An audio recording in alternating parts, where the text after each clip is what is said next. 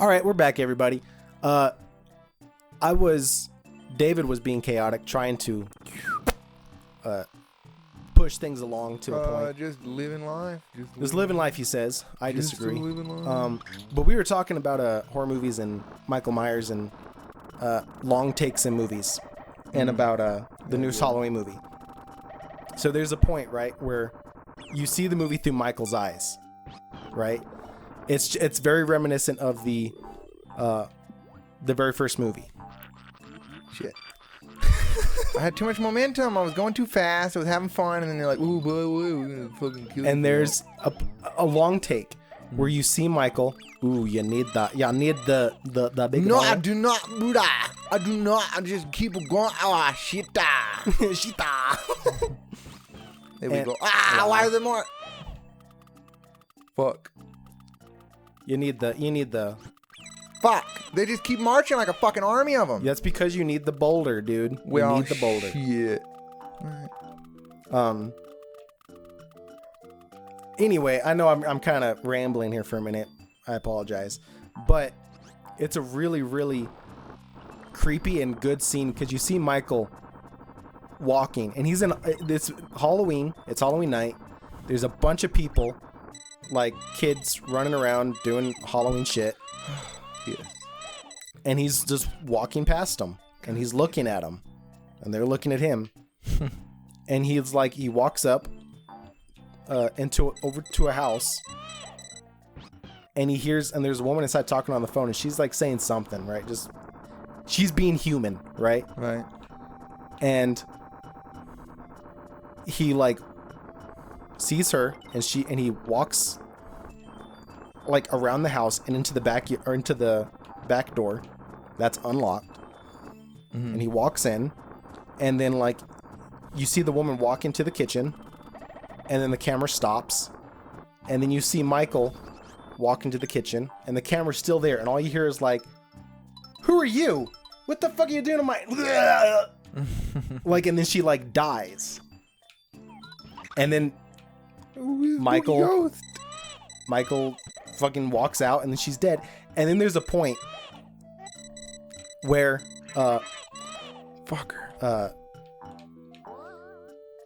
didn't know if you were going to jump hard enough, and I was really like worried that you were going to do just like a little jump. I almost did. All right, what?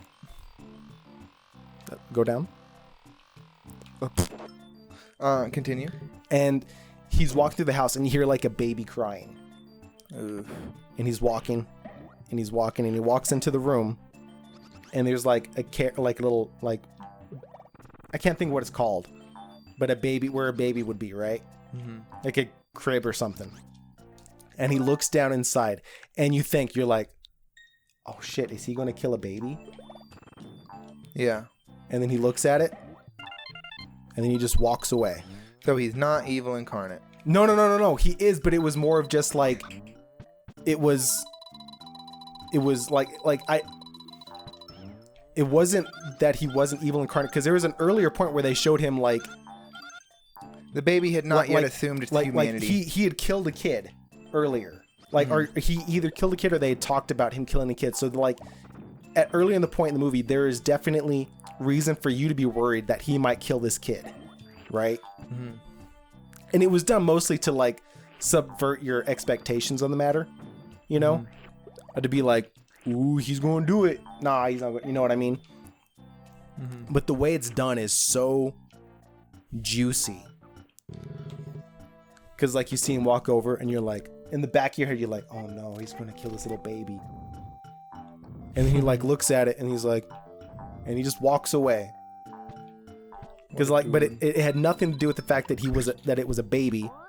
It had everything that, like, it was just like unnecessary in that moment. The baby had not yet assumed its humanity, bro. What beef does he have with the baby? See, I feel like it's not even that. Like, because I think you might need to let them. You see, that says 5. You do.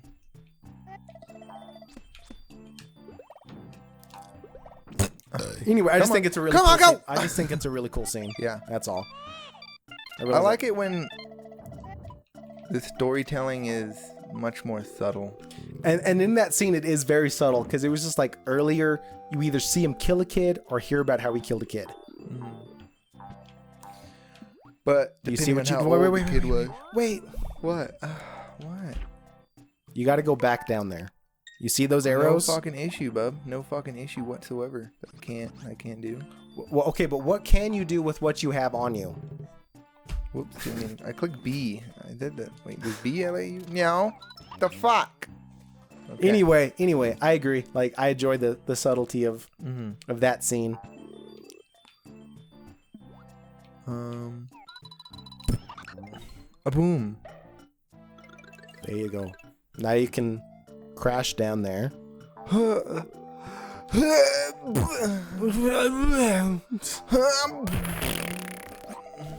well, I'm out of here.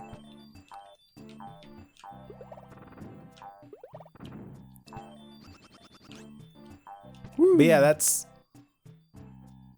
You didn't get that. Didn't fucking know I needed it. Well, you saw those. Why didn't you get those? I didn't see him. Oh. It goes down, Robert. No, it don't. It do. What the fuck? You never seen that? No. It goes down, Robert. They're like on a boat, and they're like, he's like, Robert, it goes down. It's a waterfall. It goes down. He's like, no, it don't. It don't go down. He's like, it do. And he's like freaking out. And then what is this from? It's like a meme on the internet. Oh, a meme on the internet. Okay. I thought this might have potentially been like a weird, like, super indie horror movie that just wasn't good. No. He's like, it do. It do. It's a good one. Well, I guess I gotta go through this. See, door this says here. 2.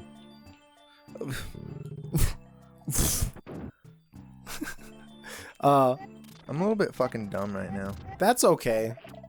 Ugh. I've accepted this about you. Wow, big appreciation. There's a movie. It's got a lot of potential and it's got some really cool moments and points in it, but overall is kind of not amazing. It's called Session 9. Yes. And So- the psych ward. Yeah. Because they're That's trying a to good clean, one, isn't it? It's got its moments because they're trying to clean out the asbestos from the building, right? Oh, that's okay, different one, but yes, still really good. Well, there's a point. Horatio Caine, who is the main guy from that's not his real name. CSI Miami. I don't know his real name. I just know him from CSI Miami. He's in the movie, and there is the absolute funniest "fuck you" in the movie. I think you might have had to hit that thing again. Yeah, you needed to. Do you see it?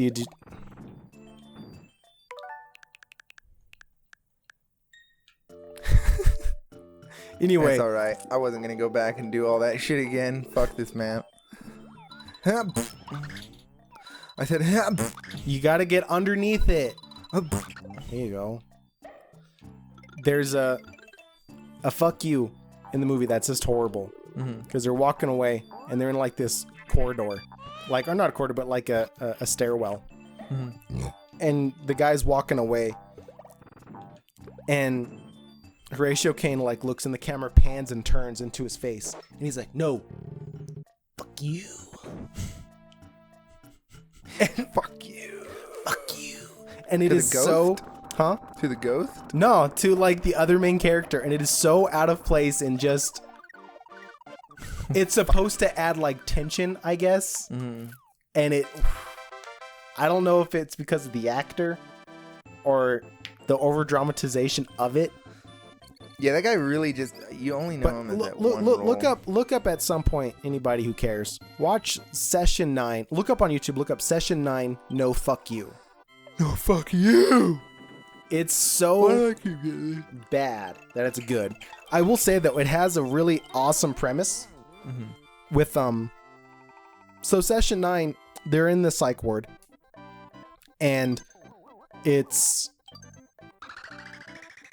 what's I'm trying to think of. Like, one of the workers finds an old like file of a patient, and there's 9 sessions on tape, And so he's listening to him, and the first session is this guy, a psychiatrist, I suppose, talking to his patient. And the patient has multiple identities, right? Yeah. And the he's like voices. talking to him, and he's like, oh, well, can I talk to this person? They're like, no, we don't like to bring him out. We don't want to talk to him. We don't want you to, like, it's just not good. Let's just let it go. In each session, there's like a different personality. Mm-hmm. And finally, session 9 comes up. And the person's like, am I talking to blah, blah, blah? And the voice, like, it's so good because the voice goes from like a girl. It's a girl. Yeah. It's like not like rapist, you know, but the voice, it goes from like a small, like an innocent girl to like super deep and just, I am the protector. I keep them safe from the evils, you know, like I'm the only thing between them and bad, you know, and it's so well done because it's so creepy. Wow. Good job, Big Bob. Woo! That's how you fucking save it.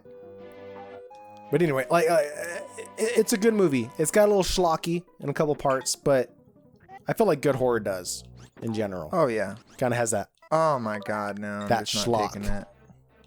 Which I think that might be why I love 80s horror movies so much, is because they are super Very schlocky. sloppy. It's so schlocky. What is schlocky? It's like they tried too hard, and it's kind of like it's got some parts that don't really land, you know? Like over dramatization of, you know, like, you know? Yeah. It's just, okay, if you say so. Well, you gotta think. You're making a movie. I feel like the nature of a horror movie is Oh, there it is. kind of hard to do right, just because it's the most like purest, rawest form of human emotion at its peak. You're Yeah. about to die and get murdered to death. Mm-hmm. You know that. You know what I mean? Yeah. And you got to just have some grade A actors. And unfortunately, the industry Doesn't.